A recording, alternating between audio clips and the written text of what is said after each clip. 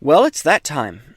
A few weeks ago, I released a video going over some names of Starfleet ships that you, my subscribers and followers on this platform and Instagram, yes, you, well, probably not you going by my subscriber count and actual number of comments. It's very likely that you didn't make a comment on that post, but nevertheless, I've forgotten my point.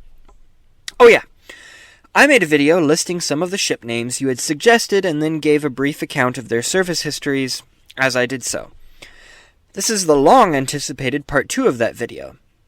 Well, I don't know if anybody anticipated it, but that's not the point. This is the part 2. Let's just get things started, shall we? Andy for the Win, or FTW, suggests USS Lubeck.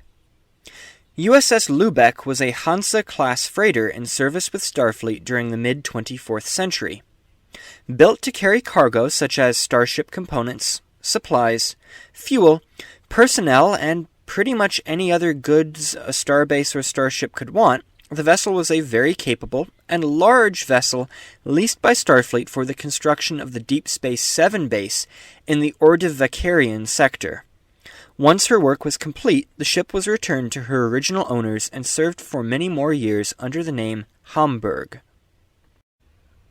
Leandro Vizzali suggests USS Tomio. USS Tomio was a Sabre-class starship serving with Starfleet during the Dominion War. Built in 2372, the ship would serve with the 2nd and 5th Fleets before her loss in the Second Battle of Chintoka. Lesser Society suggests USS Eithne. I'm not Irish, so I'm butchering this definitely. USS Eithne was a Centaur-class frigate serving in Starfleet from 2287 until 2378. The ship spent much of her career in quiet sectors of space attached to the 3rd Fleet. Often used as a training vessel, the ship would spend several decade-long stretches of time under a single captain. A rarity at the small end of Starfleet ships, and this would prove to be equally true of her crew. The ship enjoying thus something of a reputation as a crack ship with a very efficient and capable crew. The vessel was lost in a collision with a cloaked Klingon vessel while on training maneuvers in 2378. Maurice G.C. Stanley, no spaces, suggests USS Wurster. USS Wurster was a Miranda-class light cruiser, part of the Town subgroup of ships built in the Cochrane Fleet Yards. The ship entered service in 2292 and would be among the final tranche of original outfit Mirandas to be ordered by Starfleet.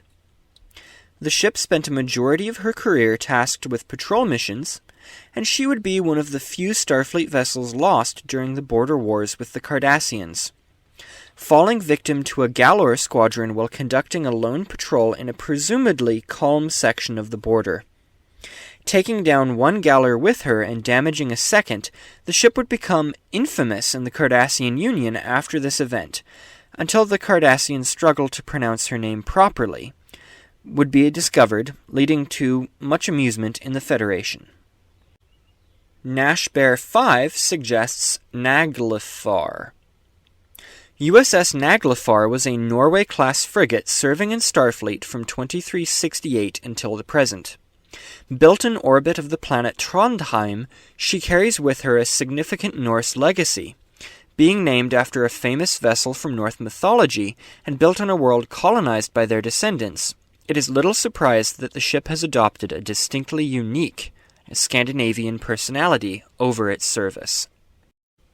Fiery Squirrel Art, not Fiery Squirrel Art, which is an excellent name, suggests USS Chamo, and I thought I was going to terribly butcher the ship name. Chamo is a Steamrunner-class destroyer serving with Starfleet as part of the 6th Fleet. Named for one of many indigenous names for Earth's tallest mountain, the ship is one of many vessels commissioned in the post-Dominion War Starfleet to bear a name with no prior heritage in the organization. But with good service thus far, she will likely not be the last. Mr_R_Monkey suggests the Mountain class.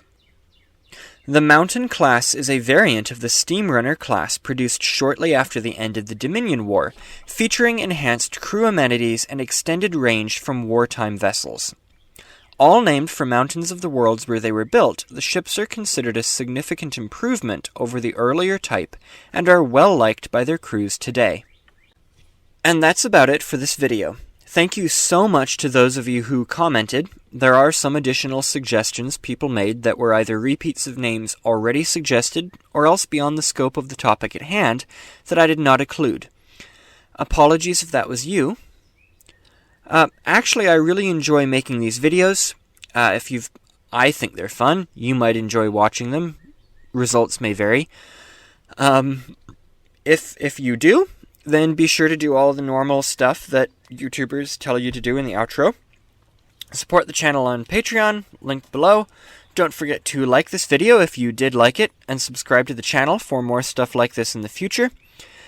Keeping it short and to the point here today, aren't we? That's all I have to say. Yes, sirree.